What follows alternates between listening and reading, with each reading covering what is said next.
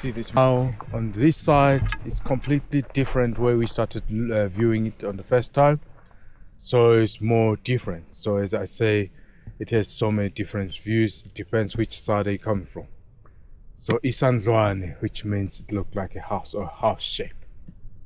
The Zulu people, they call it Isandlwane, which means it looked like a house or a house shape. So on our side here, it's more different. So when you come from north, you come from south, you come from east, it's gonna be completely more different, the way how it looks. And also now what we've got is we've got the reserve, the right horn, come round and blocking this area to stop the retreat to Rorke's Drift, correct? Yes, correct. That was correct. So the right horn has gone all the way around on the right hand side of the mountain and blocked the road heading back to Rorke's Drift. How far are we talking that way? Isn't there a roadway that's supposed to mark it or something? Not exactly, because in the olden days there were no proper roads. No, but I meant just as an example. Maybe 150 meters away from the mountain. Oh, so it wasn't sort of. So it was at sort of that where the tree line ends type thing. Now, like maybe on the side of the road coming to the left hand side going down. That's where they're just blocking that road, because they knew that they're gonna use the same way going back to Rorke's Drift. When we say that they're blocking, are they static? Then because they're in reserve, are they static and not moving while they're not moving, just sitting down and waiting for so that was the plan. They knew that they would force, so they assumed that they would be forcing the troops back this way anyway. That was the idea, was it? Exactly. Right. They think that there might be people who's going to be retreat from Isandlwane, and they're going to use the same way, because they knew that might happen that the British, they didn't know about the land, and they're going to use the same way they get in. So they'll retreat going back to Rorke's Drift using the same way they use when they're coming here back to Isandlwane. Right. So when they came across the Buffalo River and and Chelmsford came forward, where is that the route there? He came forward through that sort of like small saddle type thing. Is that where he advanced from?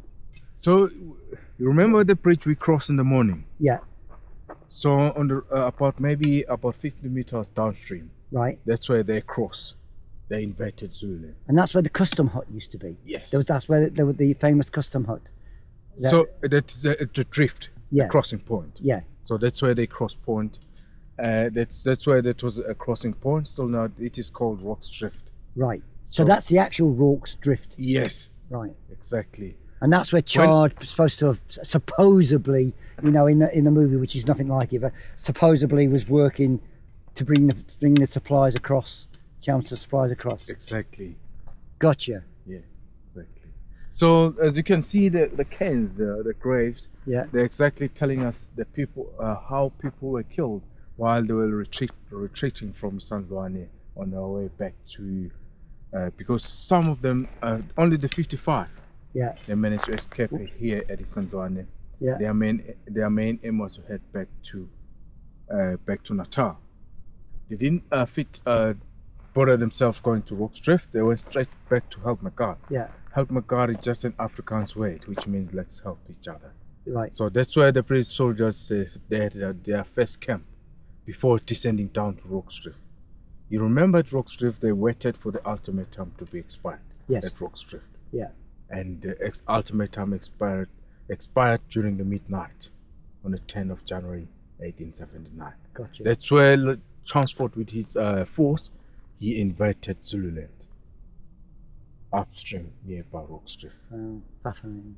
Exactly. Yeah. So the cairns where you can see now, they're just telling us exactly how people were killed while they were retreating from Isandlwane on their way back. Those were the fugitives. Isandlwane, it has so many different views. It depends which side are you coming from. Look at this side. Completely different what we saw from the first time. So when on that side it's gonna be different, okay? Sphinx like mountain. Yep.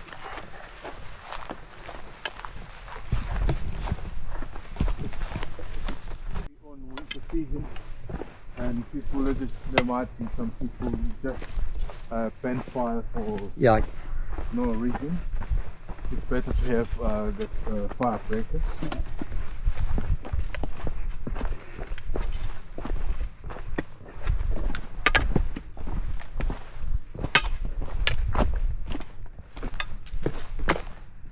Just imagine galloping your horse on this rocky place and being chased by the Zulus. So this ground, how has it changed compared to what it was? It's, I think now it has changed. I mean, there was obviously no path, but would it have been like this type thing here? There were only few trees in the olden days. Right. It was savanna grassland. It was a grassland. So it was just tall grass, was it? Yes. And obviously all these were With the rocks. yeah. Yeah. So there are only few trees, which maybe I cannot tell why there are so many trees in our days. But in 1879, just that long, tall grass. It was a grassland, only Right. few trees.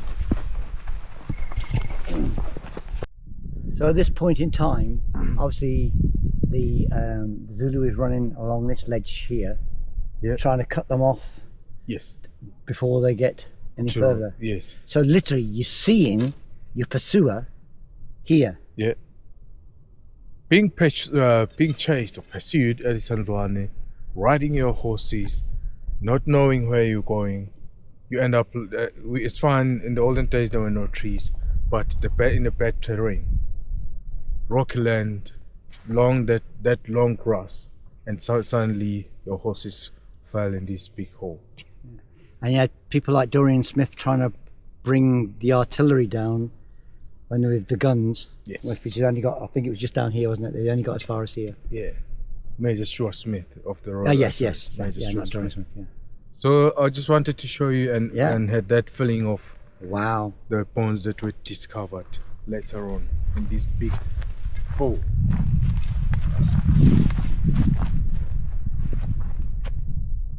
Yeah.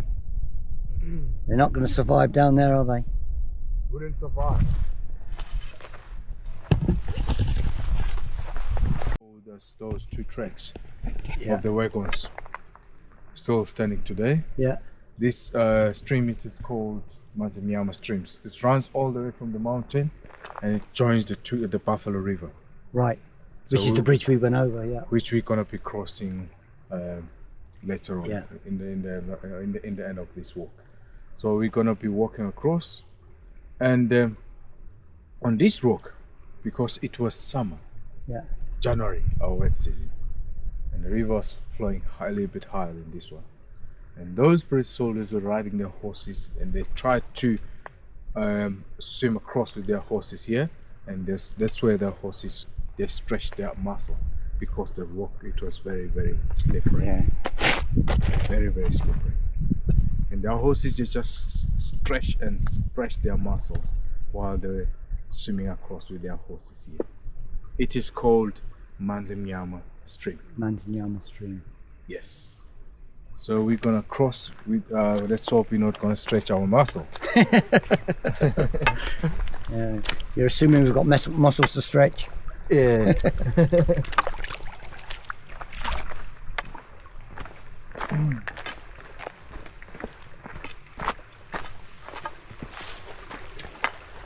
How in that January, how deep do you think the water was at that point, at that time? In this stream.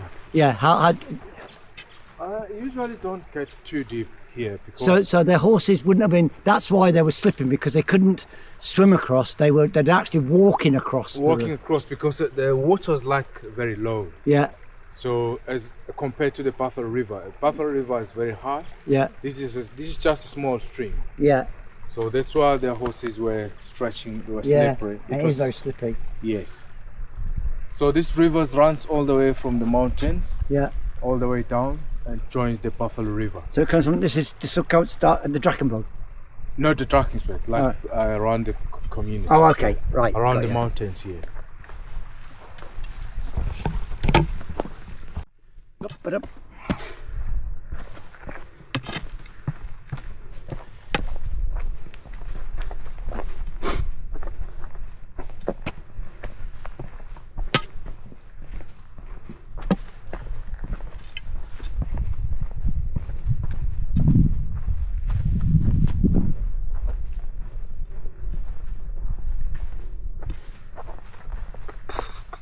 So right, as we are walking from San Juan towards doing this trail, we're gonna be crossing down the Buffalo River, and the Buffalo River, it was the boundary since 1842, separating Zululand and Natal.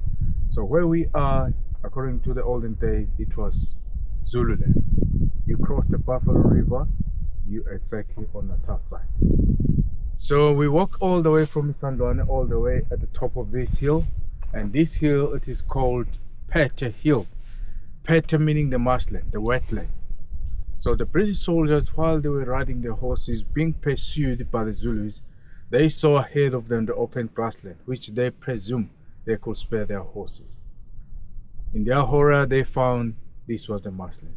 That's where their horses got quickly stuck with their horns, and Zulus started them. They were pulling them down with their big blooded blade. We call it Ikwa. It is called Ikwa because of that pushing and twisting from the human's body and pulling out that sucking noise. Kwa. That's why it is called Ikwa. Still nowadays it is called Ikwa, and that stepping spear, it was designed by the old Zulu king Shaka, and still nowadays it is called Ikwa, the stepping spear. So that's why their horses got quickly stuck where we are. Even if we're on winter's time, still boggy, still wet, more especially in summer. You'll remember in 1879, that war, that battle at San Juan, it was on the 22nd of January, 1879. It was our wet season. That's why in January it is very hot, and also we have a lot of rain. So as we can still see now, this is very wet. Yeah, it's very soft. Although we own winter. Yeah.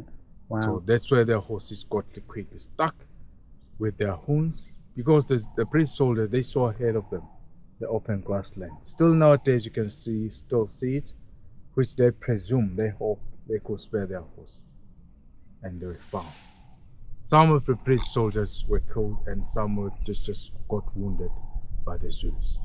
Did they know that down the bottom there, down the bottom was but the Buffalo River, or did they just how did they know that they're the way to Hamamark, or did they were just running away? They didn't know where they were going to. They had no idea where they were going. Their main aim was to keep safe the Queen's colour of their regiment. So all they knew really then. They only knew that once they're back on Natal, they would be safe. There would be no Zulus. Right. And after all, suddenly there were still some Zulus on the Natal side. And you said earlier the reason why they've sort of chosen this trail, which we're calling the Fugitives Trail, it just happened to be the gap between the horn. Which, yes. It was the gap because whenever the buffalo horn shake, we call it in Zulu is Impondo formation. Whenever the Zulus are deploying that Zulu tactic, we'll just go all the way around and up until it closes, the horns meet together. And the Zulus, they're gonna come and sweep and eat everything inside those horns. But at San Juan, those horns did not meet together. It just left a gap in between. That's where the 55, they managed to survive and escape between those horns. Their main aim was to be back on Natal.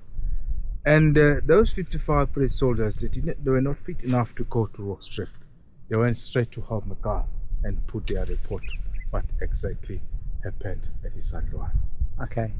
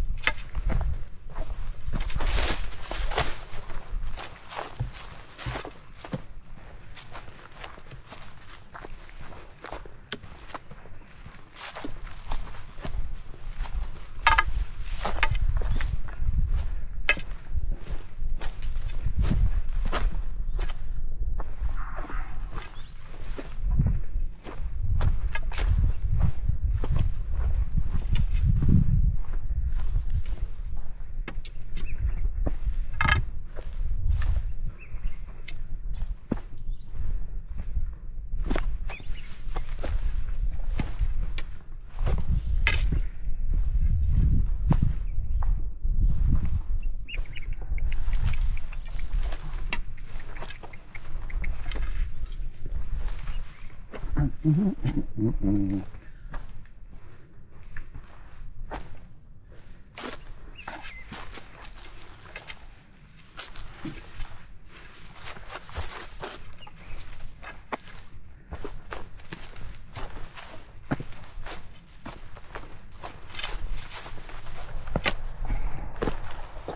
we go to Buffalo River.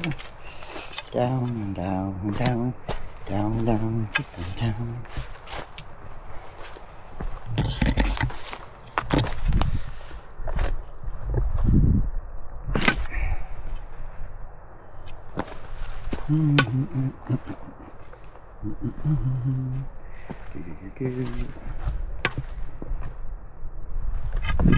Bum ba dum, bum ba bum.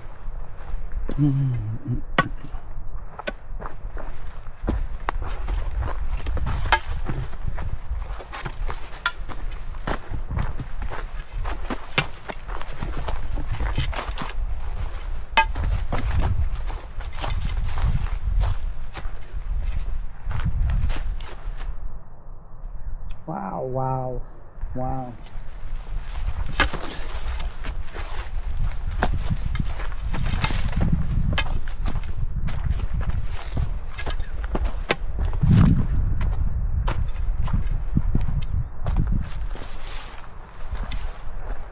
Right. Let's just take some water then. Yeah, some. Can you carry on? Yeah. Do you want some water? No, I'm fine. You fine? Scrunchies? Yeah, no, I'm fine. So right edge of the Buffalo River, where we can see the Buffalo River, which I've just touched a little bit earlier on. That the Buffalo River, it was the boundary separating Natal and Zululand. So by the time on those days when the British soldiers on 1879 they escaped Alexandria on the 22nd of January 1879. So their main aim was to come back to Natal. So by the time they were just here, Smith Dorrien here is the first guy to arrive in this Buffalo River, and by the time he gets down to this Buffalo River, this river was very in high flood. It was flowing from bank to bank, tree line to tree line, 75 yards wide, 20 feet deep, running in a speed of 10. According to his opinion, it was utterly unfordable, and there were Zulus all over the place chasing him, and they were screaming "Usu tu Gala," which means I've eaten. So Smith Dorrien had no choice. He was in the midst of the Zulus. By the time he was down there, where you can see those rocks down there, that is a crossing point. In the olden days, that crossing point, it was called Kwasotondoza. So Tondoza, he was a local chief. He stays in Natal with his retainers, and he also sometimes he crossed down there and he visit his friends on the Zululand side, and they called that place Kwasotondoza. With a fugitive who also crossed down in that crossing point, it was named after and called Fugitive Drift, our camp. So Smith Dorrien, he galloped his horse in the midst of, he was being chased in the midst of the Zulus all the way up. By the time he was right at the top of that edge of that cliff, that's where he just got separated from his horse. And now he had to decide whether to die by big blooded blade or die by drowning. This river was in a high flood. The second thing, he was being chased and he was being chased by the Zulus, and now he had to decide whether to die by big blooded blade or die by drowning. So he just jumped from that cliff there, where you can see that cliff, right in the middle of that pool. That's why we call that pool Smith Dorrien's pool. He lucky had it. There were so many horses who lost their riders at the Sandwane, and they were swimming across. That's why Smith Dorrien just grabbed a horse tail. He managed to survive, and he swam across with the horse tail. And Smith Dorrien, he survived, he was on the Natal side. And then after that, he went straight back to help Megad. That's where he put his report that the camp has been taken by the Zulus and so many British soldiers has been killed.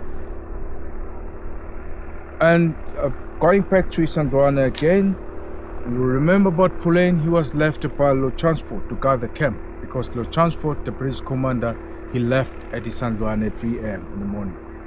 So he left Pulen to guard the camp, and Pulen, he could see that things were obviously going badly at Edisandwane.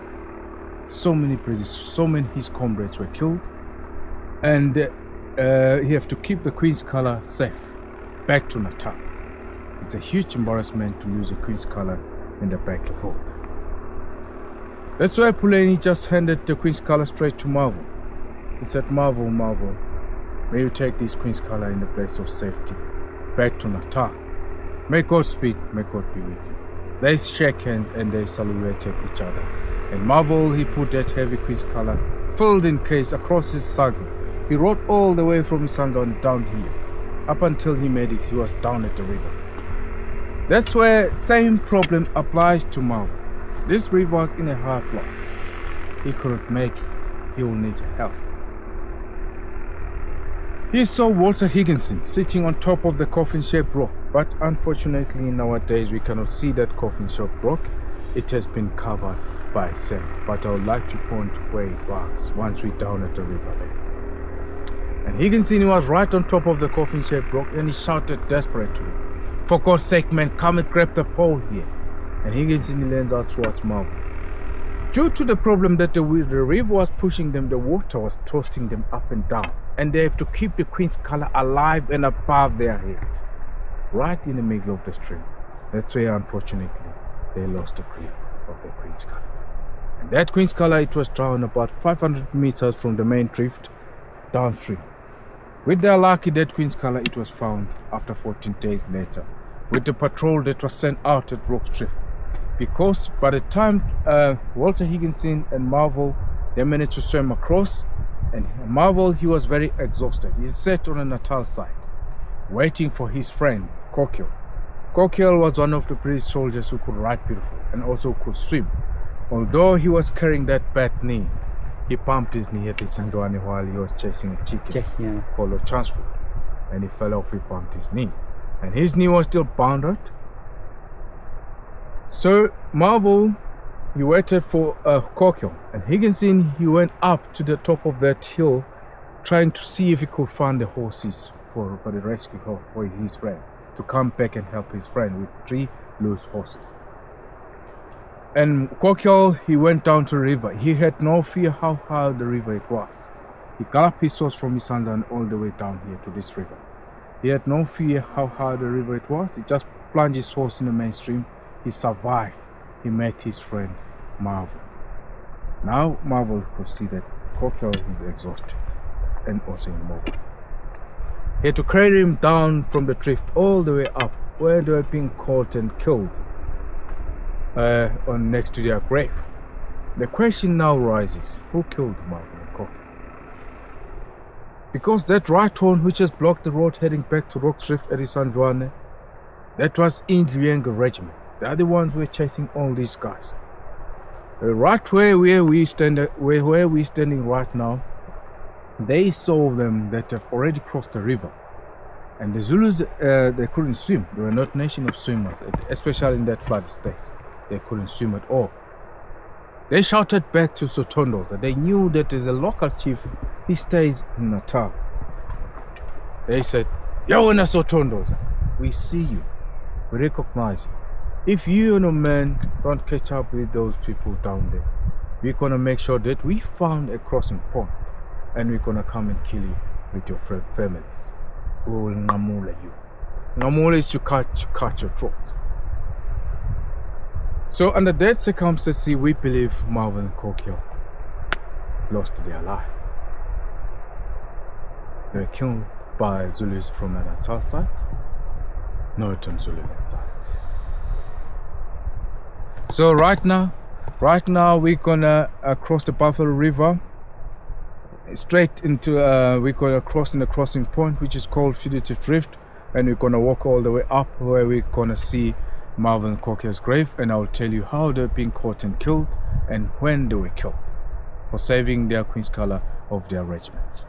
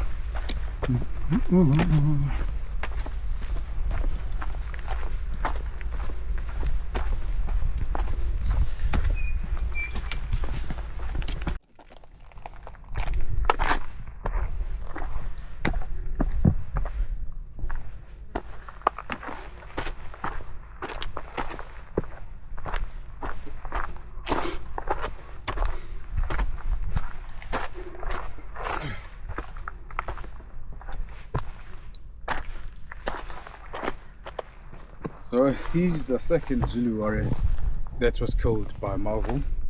So I've just mentioned earlier on about the when you compare the old rocks, these are the smaller rocks down to this one. This is the biggest one.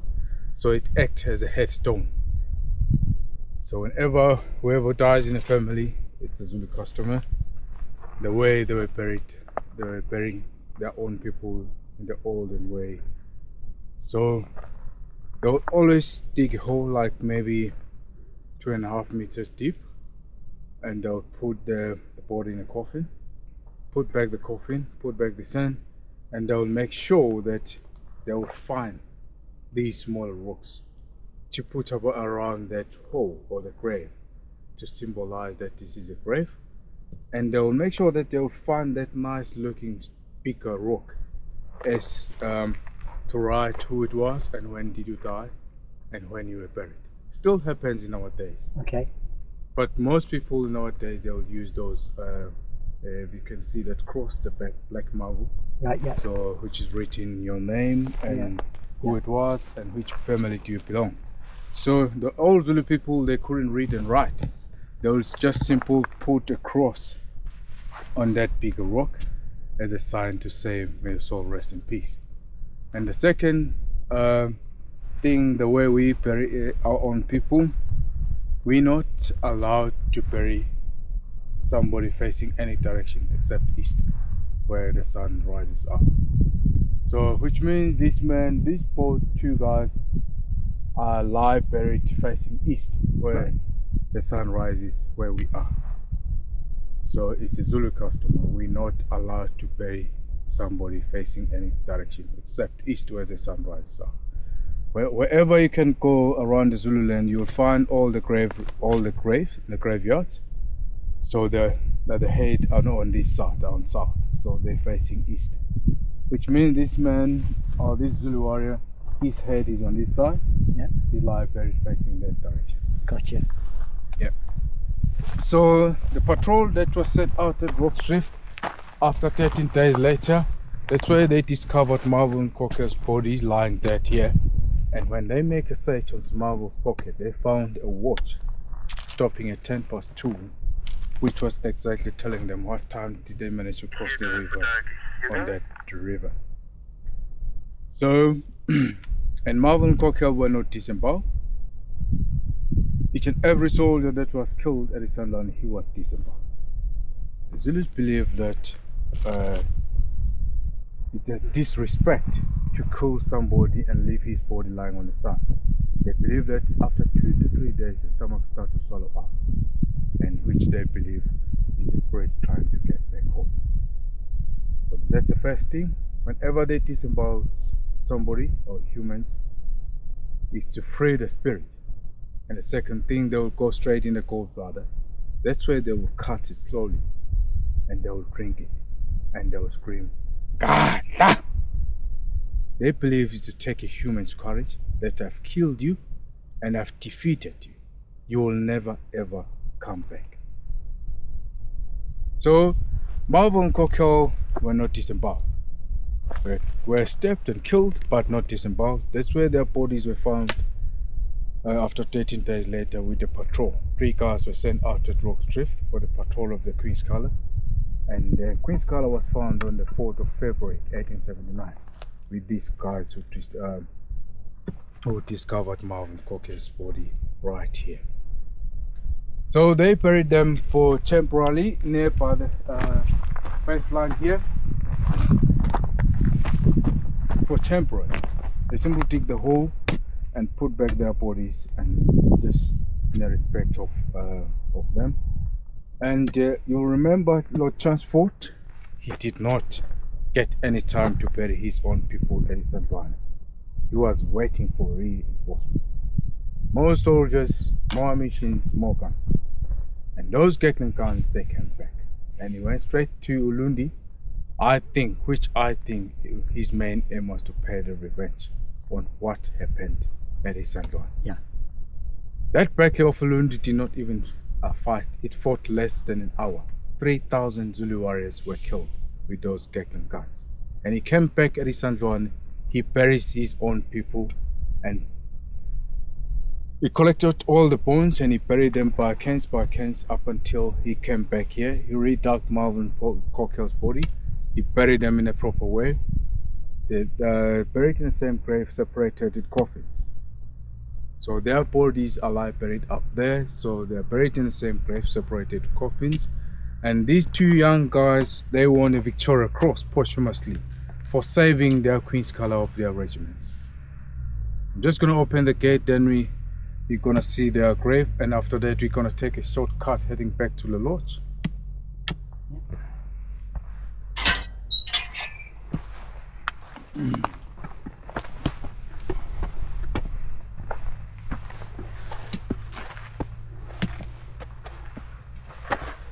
So this is their grave. These two young guys are lie buried here. So if you see the notes here, it says this cross was erected over the grave by Sir Buckler Freer. Sir Buckler Freer, he was one of the British High Commissioner in Natal, and he's the one who erected this grave. And I'll tell you, this is an original cross since Marvin Cockerell were buried here. It has 145 years old, still standing today. And I'll tell you about the Victoria Cross, Marvin Cockerell, which they won posthumously, and it was approved by King Edward VII in 1907. So they won a Victoria Cross for saving their Queen's colour of their regiment.